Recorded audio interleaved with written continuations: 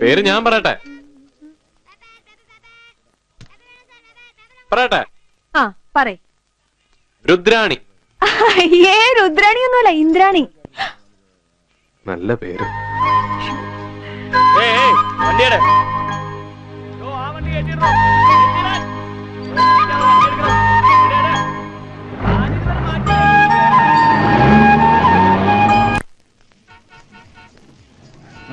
എന്താടി ഒരു ചിരിയും കളി?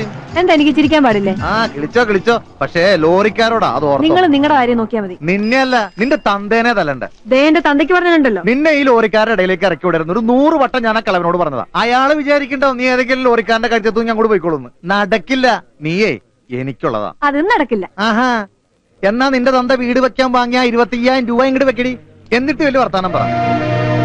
മര്യാദക്ക് നിന്നാ നിനക്ക് നിന്റെ അച്ഛനും നല്ലതാ. എടഞ്ഞാണ്ടല്ല ഈ സുധാരം വെറും ചെറ്റയാ, ചെറ്റ. അത് മറക്കണ്ട.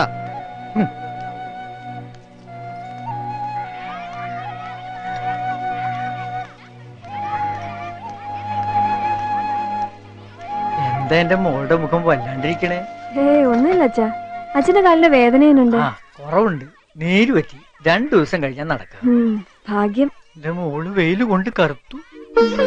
അത് അച്ഛന് തോന്നണതാ. അച്ഛന് സുഖാണവരെ. നമുക്ക് ചാവക്കാട് പപ്പനിയമ്മയുടെ വീട്ടിൽ പോയി നിന്നാലോ? വേണ്ട അച്ഛാ, അച്ഛന്റെ സ്വന്തം ചേട്ടന് പോലും നമ്മൾ ചെല്ലണത് ഇഷ്ടമല്ല. പിന്നെയാണോ അമ്മയുടെ വീട്? നമ്മൾ ആർക്കും ഭാരമാവണ്ട. എനിക്കിപ്പോ ഒരൊറ്റ ആഗ്രഹമുള്ളൂ, ആ സുധാകരന്റെ 25,000 രൂപ തിരിച്ചു കൊടുക്കണം. പിന്നെ നമുക്ക് സമാധാനമായിട്ട് ജീവിക്കാമല്ലോ.